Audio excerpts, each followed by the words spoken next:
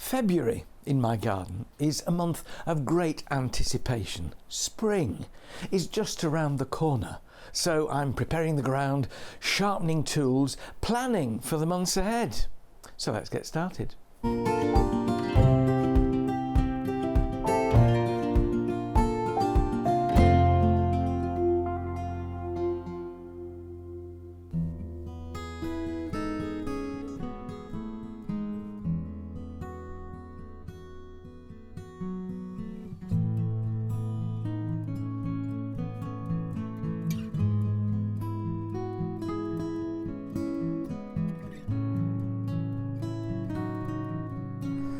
Now this is the kind of thing we're talking about.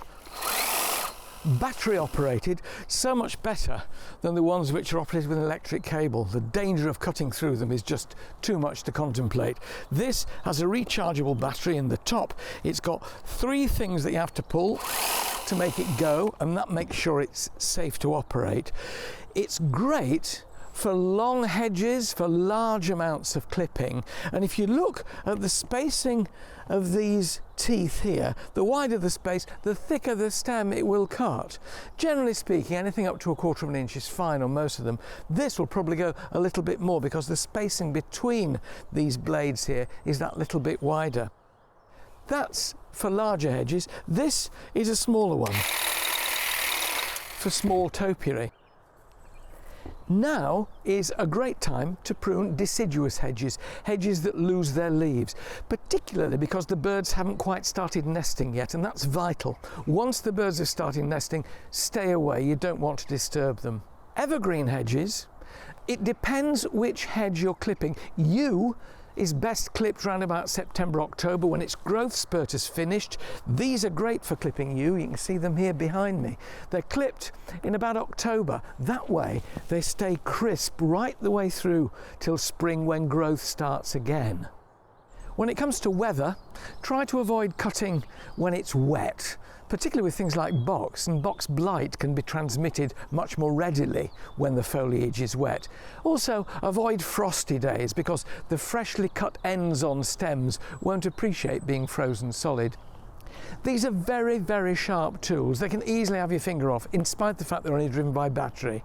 So be safety aware. It's not overkill to wear a helmet like this with a visor. Even tiny leaves that fly up and go into your eye can mean time in A&E. The ear defenders will protect your ears from the continuous noise, and the gloves, which have been specially developed for use with things like this, are important too. Get yourself well kitted out, and then you can do a good job and be safe. Now you may end up looking like a stormtrooper from Star Wars, but it's all in a good cause. Check when you're buying one of these hedge trimmers that you can cope with the weight. The lighter it is, the longer you will be able to use it. You may think, oh, that's okay. Believe me, after 15-20 minutes of using this, your arms will ache. This is Choisya ternata, the Mexican orange blossom, not a shrub to prune in winter because it's borderline tender, but I want to show you the technique I use. I've got it either side of the drive here, and I've clipped it into this rolling C. So the important thing to do is to watch the technique and to be smooth and sweeping in your movements, but to do it in summer. Visor down, machine on, here we go.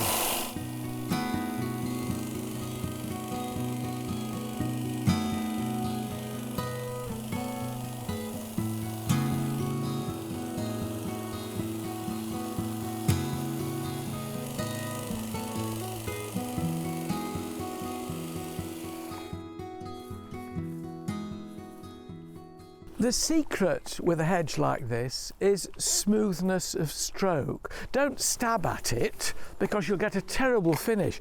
Go in sweeps because you can always go back over the bit you've done, and you can come up from the bottom and over the top, or the other way around. It really doesn't matter. Just keep it smooth.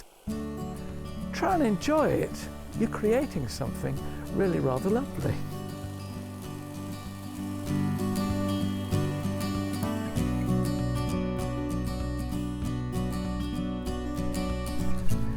Now, if you've got a long run of hedging, like this one, if you start cutting it with a pair of shears now, you may be done in about 3 years' time, right? So that's where these come into their own.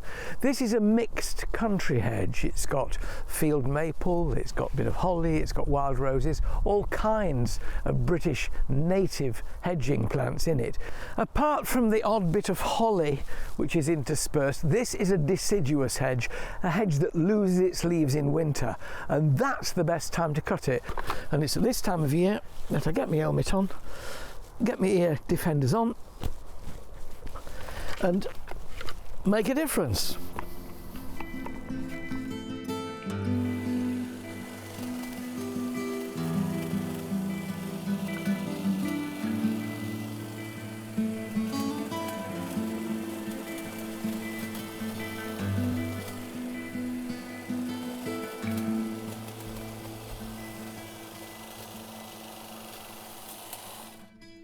So that's the technique, is to use it from the bottom to the top, so you're sweeping upwards the whole time. If you cut from the bottom upwards, it falls out of the way as you're cutting it. If you start cutting at the top, everything you cut off falls onto the stuff below and makes it much harder to cut. And all I need to do now is to rake up and clear up, but that encourages the hedge to thicken up. And that's an important point. Too many people plant a new hedge, let it get up to the height they want, and then cut it. Don't wait. Prune it when it's lower than the eventual height of cut you want, because it will thicken up lower down. But with a taller hedge, you need a different bit of kit.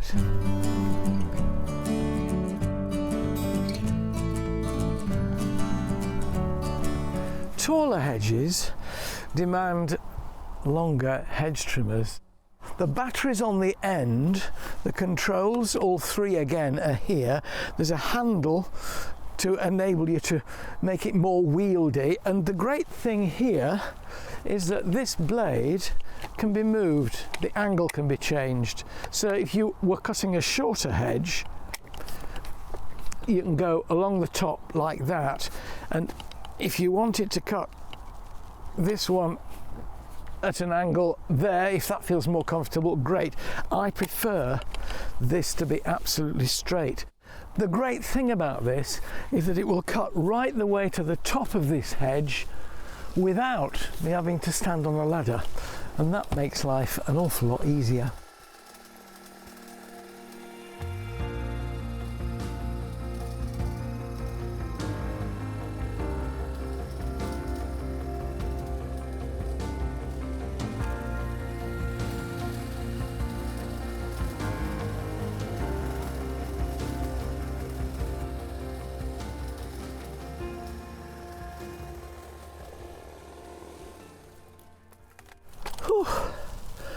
On tall hedges in particular, this visor is really very useful. You're aware of a lot of stuff falling down that would otherwise go in your eyes. So it just goes to show that with a good piece of kit, you can achieve a good job. The important thing is that you maintain it well. Keep these blades well oiled. A bit of silicone sprayed on there keeps them running smoothly. When the sap gets dried on, use some emery paper to get it off. Then you're making clean cuts to leave a healthy hedge. And I reckon, with a good bit of kit that's well looked after, you're producing a job that is very pleasing, and that hedge is ready for a spring ahead. Quite pleased with that.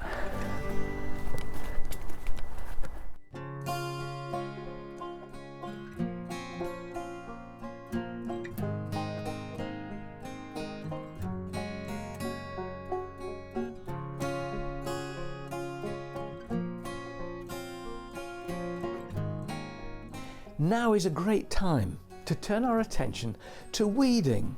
The weeds are young, the soil is moist, and so the roots will come out more easily. Here's how to banish weeds from every part of your garden.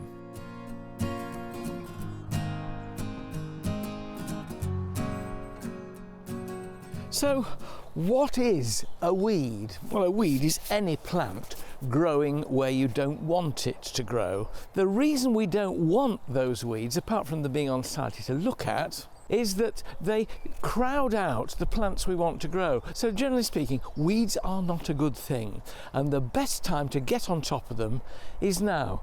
I don't like using weed killers. I'm an organic gardener, I've been for 40 years. So for me, any kind of chemical herbicide is out. I have to resort to mechanical means and also to weed prevention.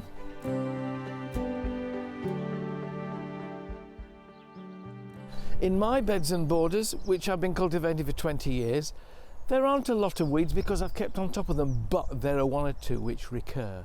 Bits of convolvulus bindweed which will suddenly appear clambering up a tall thing like a delphinium. Other common pains are ground elder, which has foliage that looks a bit like the elder tree. It's quite low, it only grows about a foot high, but it has really thick roots and you do need to get them out. Dandelions will pop up every now and again with those yellow flowers followed by seed heads, and they always say, you know, 1 year's seed is 7 years weed. Here I've got cuckoo pine, lords and ladies, this wonderful green rosette here. Tools to get them out? Spade and fork. And when you're working in a border spade or a border fork, which has a slightly narrower blade, slightly smaller, enables you to work between the established clumps of the perennials and shrubs that you want to keep by sticking it down and getting it underneath. The roots of cuckoo pine tend to go fairly straight down. If this were a nettle or ground elder, I'd be digging wider to get all the spreading roots out, but here, as this one does go down, I should be able to get most of it by going just underneath it. With this, the roots are quite thick, and as with all, look at these youngsters, see, so if I'd left those in and just pulled the foliage off the top, all the bit that you really want out would have stayed below the ground, and I don't want it to come up again. I'm not going to knock any more soil off it than that because I don't want to risk leaving any more of these in the soil, so out it comes.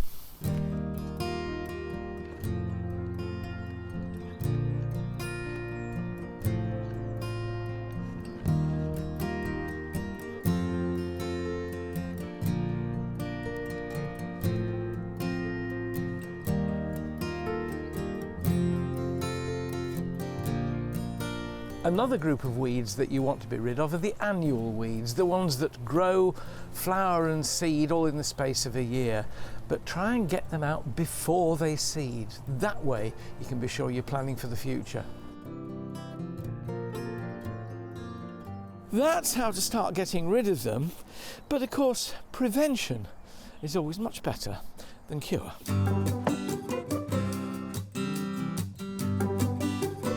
Now, if you've got clean soil in a bed or border at this time of year, it's nice to be able to keep it that way, having got all your perennial weeds out or made sure that they haven't come up. Then you can coat the soil with a mulch. Now, a mulch is an organic blanket, generally speaking between 1.5 and 2 inches thick. This is chipped bark. It doesn't offer much in the way of soil nutrition. What it does do is form a blanket on the top which suppresses weed seedlings, particularly the annuals, and when it looks as good as this, it's also ornamental. It looks nice and it stops the plants as they emerge from being splashed by mud.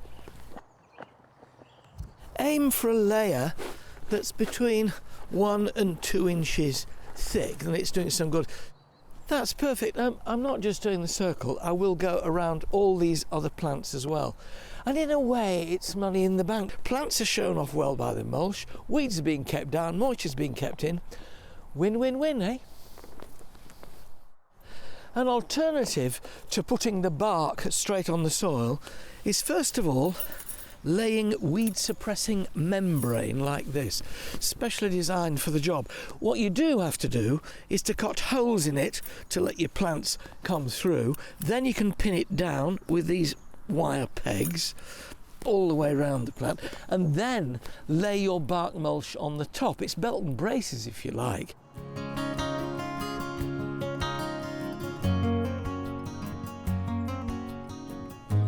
Winter's also a good time to de-weed your pots and containers. Even the smallest weeds are stealing water and nutrients from your plants, and in time could overpower them. Get them out now before they drop their seeds, multiply and damage your existing plants.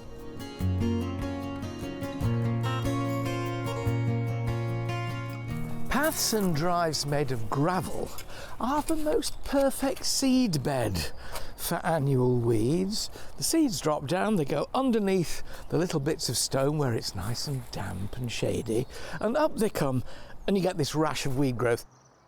This is hairy bittercress. You can see these little rosettes all the way through the gravel drive. What you're trying to do with your Dutch hoe is to separate the little rosette from its roots, and that way it will cook once it's exposed to sunshine, dry out. Don't try and dig with a hoe, remember you're always skimming. The more of the weed root you can expose to the drying rays of the sun, the quicker they will die. When it comes to patios and terraces made of stones, where the pointing is, if you do find there's soil between your paving slabs and weeds are growing there, a patio knife is really quite useful. You can just skim along those channels where the pointing should be and get rid of the weeds.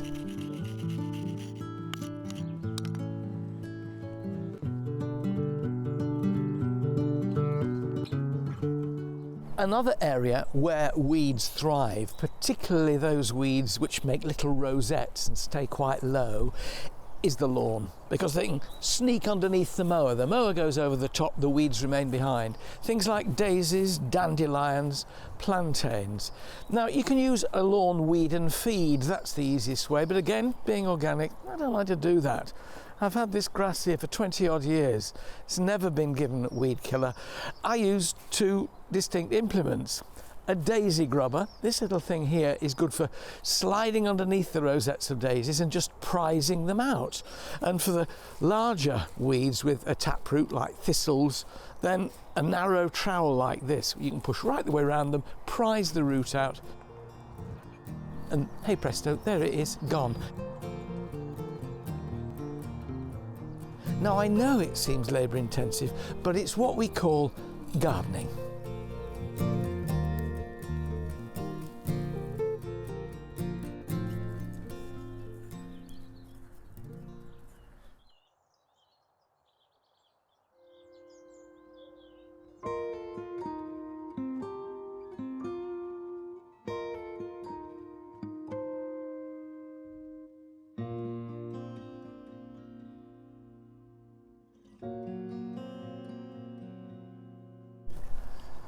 Having the right tools is the secret to being a better gardener. Here are my essentials and how I keep them in good working order. Tool number one is a spade. This is one of the garden's workhorses. For planting trees, shrubs, border perennials, any planting jobs, it's brilliant. For earthing up potatoes to make sure that no light gets to the tubers, but please never ever call it a shovel. Builders use shovels, gardeners use spades. A shovel is wider, more dished, it's for scooping up things. A spade is for digging holes. This is a stainless steel spade. This slides in and out of soil that much more readily when it's stainless steel. What to look for? Balance in your hand. It should feel comfortable. Look at it sitting there. There's the blade, here's the shaft. The critical place is where it joins the shank here. It needs to be smooth. You're going to be running your hand up and down this. If it's got sticky out bits on it, it starts to get extremely uncomfortable to use. The handle too needs to be smooth and comfortable. This is a Y handle or a YD. You can also get T-shaped handles. Use whichever you like. There's no rule, but that is a good spade. It's well balanced, it's well made. Don't go for the cheapest, go for the best, and it will last you a lifetime. Next up, the rake. This is what most people think of as a rake, and this is most people's idea of a rake. Did you notice I leaned it with the teeth upwards? Never, ever, ever put a rake like that, because you'll tread on it and it'll come up and whack you in the eye. Always stand it like that. I remember being told off by a lecturer at Horticultural College, and I was over raking the soil. He said, stop it, stop it. What? He said, the rake is not for breaking down soil. That's what a fork is for. The rake is for levelling, and you only need a few strokes across the ground to make it level with a rake. There are other rakes as well. There's the famous Springbok rake, this one with wire tines, the nearest we get to a musical instrument in the garden. This has one use, and one use only, for raking dead grass, thatch and moss out of a lawn. Far better for leaves on gravel or on the lawn is this, the plastic or rubber-toothed rake, and these are much more giving. They don't get stuck in the grass, they sweep across the top and are really efficient and effective at sweeping up leaves. If you can only run to one, I'd get this one, because you can actually use it for levelling the soil a little. It's quite delicate really. The wire-tooth rake, not so much. So I find this is a really useful implement in the garden and not terribly expensive. Thank you. And so to the implement I use most in the garden, the fork. Like the spade, this comes in a smaller size too, the border fork, and if you're doing a lot of work with it, in between border perennials, lightly forking things over, the border fork is really quite useful, because being that much narrower, it's only about that across, you can work between plants much better. You can use it for forking over ground to relieve compaction, for forking up compost, for breaking down soil, for levelling soil, for aerating the lawn when you stick it in, for digging up plants. There seem to be no end of uses for the garden fork. And when it's stainless steel, look how quickly it cleans with your hand, just wiping that muck off there. Beautiful. Smooth shaft, well balanced. You'll see again it sits quite comfortably in the palm of your hand, and it's also absolutely wonderful for leaning on and giving your garden what my dad would have called a good coat of looking at. And so to cutting tools. The most useful cutting tool in the garden, the pair of secateurs. You can get some which cut against a flat blade. They're called anvil secateurs, but these have a scissor action. I look for a pair that sits comfortably in my hand. With secateurs you can get different sizes, some with longer handles, which mean often it gives you better torque and they can cut slightly thicker stems. I would never cut anything with secateurs that was more than half an inch, more than about a centimetre, but they are great and absolutely flawless for pruning roses, pruning trees, shrubs, pruning any stem less than half an inch, a centimetre in diameter. They are your ultimate cutting tool.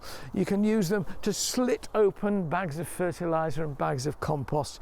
You can get a holster, which I use regularly, which allows them to fasten on your belt, and this becomes your 6-shooter in the garden. Don't stint yourself. Don't buy cheap ones which won't last very long. These little parts here can all be replaced, and a good pair of secateurs that's looked after will last you for a good many years. These are for cutting individual stems. If you've got small amounts of hedging to trim, take you an age with a pair of secateurs. You need these garden shears. Wooden handles here and steel blades. These are lightweight. Oh gosh, to find a pair of lightweight shears that are sharp, well oiled, and again, like the secateurs, keep them free of dried sticky sap with a bit of emery paper. Do you remember the old-fashioned garden shears that sort of came out here before they went in? They were really heavy. They seemed to be made of iron. You could clip with them for about 10 minutes before your arms were falling off. These are so lovely and so lightweight that you'd be happy to clip for an hour or more with these. Make sure they don't wrap your knuckles when you close them. And these are great for small bits of topiary, for clipping hedges that aren't too large or too long, and the sort of garden's equivalent of the scythe, which silently swishes its way through a meadow. They do have one refinement, and that is if you look here, you'll see the blade goes in, and that means if you do get a stem which is rather thicker than an eighth and approaching sort of a quarter of an inch, get it right down there, then clip it, and you've got much more chance of going through it in one. Neat, eh? There are two small hand tools which are really extraordinarily useful: the trowel and the hand fork. Now, to be absolutely honest, I don't use a little hand fork much, but if you've got small raised beds and you find bending difficult, this is quite good for pricking over the soil in between plants and for easing out weeds. But for me, one of the other most useful implements in the garden is the trowel. This is used for planting anything below that big. When you see people using these, they go, "Oh, please." That is not the way to use a trowel. A trowel is used that way round to dig a hole, put a plant in or a bulb, and then put the earth back. Like that, with that sitting in the ball of your hand. I never want to see you again using it like that. And last but not least, the hoe. Now, there are lots of different types of hoe. This one is rather a glamorous modern version of what we always call the Dutch hoe, presumably because it started life in France. I joke. So the Dutch hoe is essentially a skimming tool. Don't try and dig with it. It's for skimming off annual weeds between rows of vegetables or between plants in a newly created border. And the thing to do with it is to make sure it doesn't go in too deeply. Now, it being winter, there aren't many weeds on here, but the thing to do is to skim it lightly underneath the surface, not far at all. And what it will do with annual weeds is quite literally cut them off at their stocking tops, separating root from shoot, and that means that annual weeds in particular will die. So that completes my gardener's essential toolkit. What I want to show you now is how to look after them.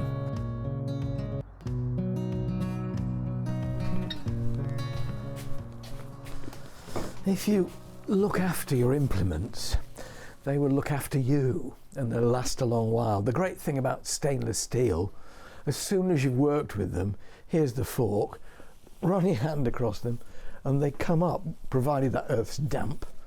If it's not, dampen it, but if you clean them the moment you've used them, that needs no further preparation down there. And the handle on these new implements is varnished anyway, so until that varnish wears off, that needs no maintenance at all. That will do. It can hang up on a hook in winter if it's stainless steel. Cutting tools obviously need to be kept sharp. They also need to be kept so that the hinges, the moving parts on them, don't get bunged up either by rust or by dried sap, which gets very sticky, and then they start to stick and they'll drive you nuts. And also these little adjusters here, they get stiff and they don't work. Same thing here, 3-in-1 oil.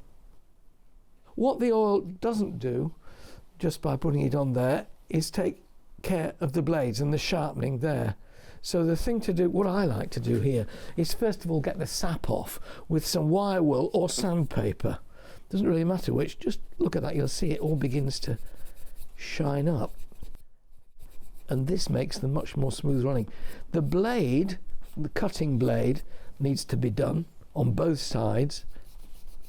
Aside from being easier to use when they're nice and sharp and clean, blades like this then make a cleaner cut on the plant without damaging the tissue. And damaged tissue lets in fungus diseases that will damage the plants.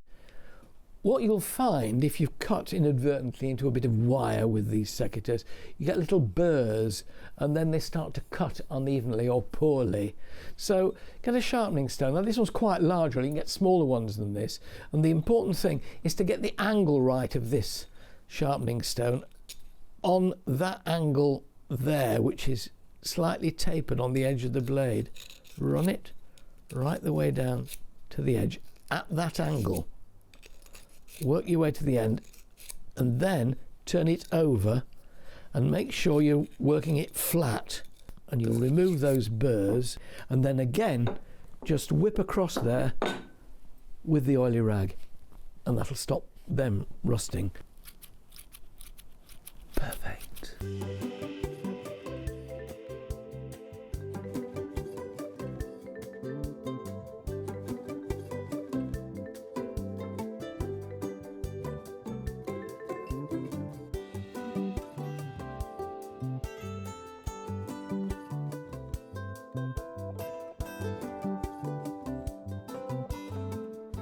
There are so many wonderful ways of getting children interested in gardening. Today, I'm going to show you some of my favourite projects which will hopefully fire their imagination.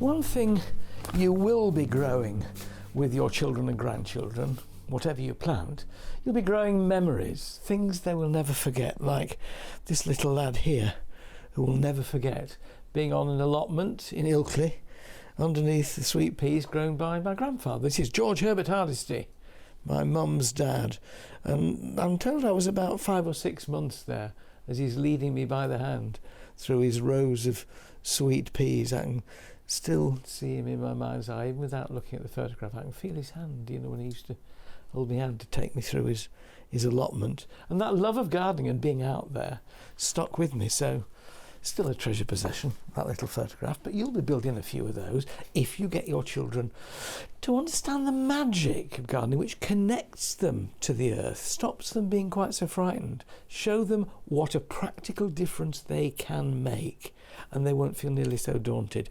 And it starts very simply. The answer is an egg. Now, this is a great little project because it's quick. And patience is the thing that small children often lack in quantity. So, give them a boiled egg for breakfast, tell them not to take too much off the top, and when they've eaten it all, get a cotton wool ball. Pop the cotton wool ball very carefully inside the egg. Then pop it back in the egg box. A good idea at this stage, just to give the cotton wool ball a good soak. Pour the water in like that. You can see how much you need, about that, so it's just nicely soggy. And then a really generous pinch of cress seeds on the top. And that can then stand on a windowsill. Keep an eye on that cotton wool, though it's unlikely before the cress germinates that it will dry out. But if your kitchen's very hot, just make sure it stays damp. And then, within a few days, you will have a lovely little cress garden. You can then, if you're very artistic, you can of course just turn it into a little person. Don't think there's any point really in giving him a mouth, because you won't see it. There he is. And the great joy is you can cut the cress and eat it with an egg and cress sandwich, almost all in one, isn't it really? I love that idea. Still gives me pleasure doing that, even at my ripe old age. But you can also look at plants that are easy for children to grow. The very, very first things I grew were succulents and cacti, because they thrive on neglect. Ours grew, we had a first floor loo at the end of the landing, and they were all on the windowsill in there. Bright light is what cacti and succulents need. I'd really go for a few succulents and cacti. They're inexpensive, so if they're getting the collecting bug, and you've got a bit of windowsill, they can keep collecting different ones and learn to look after things that grow. When you look at things like this Echeveria, the geometric perfection of this plant, all in nature, it's almost as if it was drawn by spirograph, if you remember spirograph from your own childhood. Absolutely glorious, and there's a flower beginning to come out here. You can get even tinier ones, like this little thing that they call the pickle plant. Of course, you don't have to grow them individually in little pots. You can make yourself a garden of cacti and succulents. Remember, all cacti are succulents, but not all succulents are cacti. Cactus is the name we give to spiky succulents. Here we have cacti. What a variation. Amazing things like this little mammillaria. Small spines, large spines, feathery spines, spines that don't look like spines on this little opuntia, which is always thought of as the rabbit's ears. All these spines are uncomfortable, so especially when you're working with young children, make sure you've both got gloves on. You're still handling them quite delicately. If you pinch them too hard, they'll come through, but just handle them firmly but carefully with a pair of gloves on, and then you're safe. There's one hole in the bottom of this which I don't want to get bunged up, so I'm just going to put a couple of bits of crock over it. And because drainage is so important, some grit in the bottom, horticultural coarse grit, here as a kind of drainage layer, just to make sure those cacti do feel more at home. I'm just going to spread it around the base like that. And then, again, compost that they will like. Compost which is too organic, normal multi-purpose compost is too spongy for them. They want something which drains faster, which has got quite a bit of sand in it. And this desert plant compost will do. Now, I'm not going to fill it up. I'm just going to put a fair bit in so that I can then bed them in and rearrange more around it. Then, it's time to be creative. This is where you know you need your gloves. This one at the back. You may have to take some of that compost off. It doesn't matter that it's too dry at the moment. Easing that off, making the hole, it'll sit down there a bit better then. Oh, Alan, that was a bit clumsy. There we are. Sit it in. Gently fill around it with the compost. And then you can start getting one or two more in.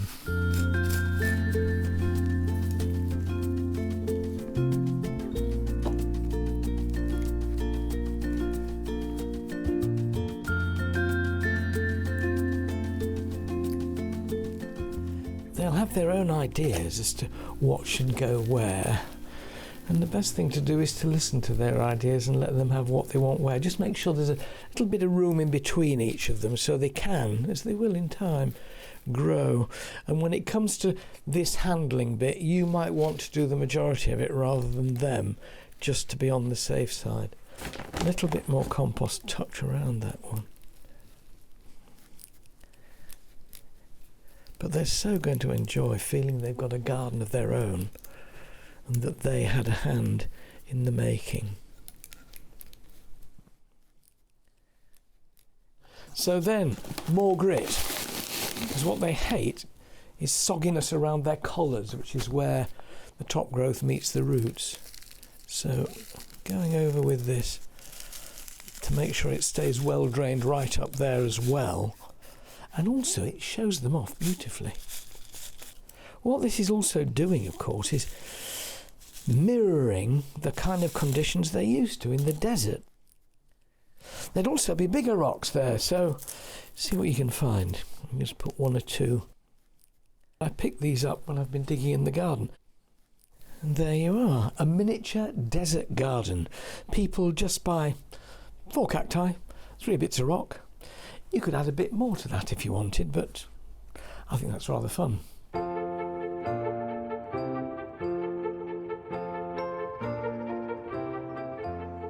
If they want a bit of garden, give them the best bit of garden you possibly can, because then they're likely to succeed and carry on. The thing to do is to give them a container of their own. They can then get very proprietorial about it. This is a good, sturdy wooden one. You can use a large pot if you want. If you choose a compost which is specially formulated for containers, it has all the nutrition in it that the plants will need in this restricted area. A container like this is nearer to their height, so they can potter about. The compost is easy to handle too. They won't feel, ooh, I don't want to put my hands in that. And if you get them some little tools, get good ones. These are sturdy. They'll see them through to adulthood. I could use these too. And that way they can either plant things in there they see at the garden centre that they love, or sow seeds in there come April direct outside, or you can get going a bit earlier with seeds in pots. The thing about sowing seeds in pots is that they can be done on a windowsill, indoors to start them off, and the children can watch them every morning at breakfast and see how they're doing. All kinds of plants can be sown in pots, sweet peas, cosmos, but the one which really fires their enthusiasm is sunflower seeds, a bit of competition. So the thing to do is to get some seed compost, little tiny pots like this, filled with seed compost, tapped to firm it. That's all you need to do. Now, if your children and grandchildren are as keen as mine to get the tallest sunflower, give them a head start. In about March, put the seeds into your hand like this. The great thing is they are all equipped with a dibber, a finger, and those tiny fingers are perfect for sunflower seeds. Get them to pop one in the middle of the pot like that, and then just push it, only about 1 centimetre, so it disappears. So if you do that in March, late March probably, and then put them on a sunny windowsill indoors, making sure they don't dry out, not soggy, just damp, up they will come.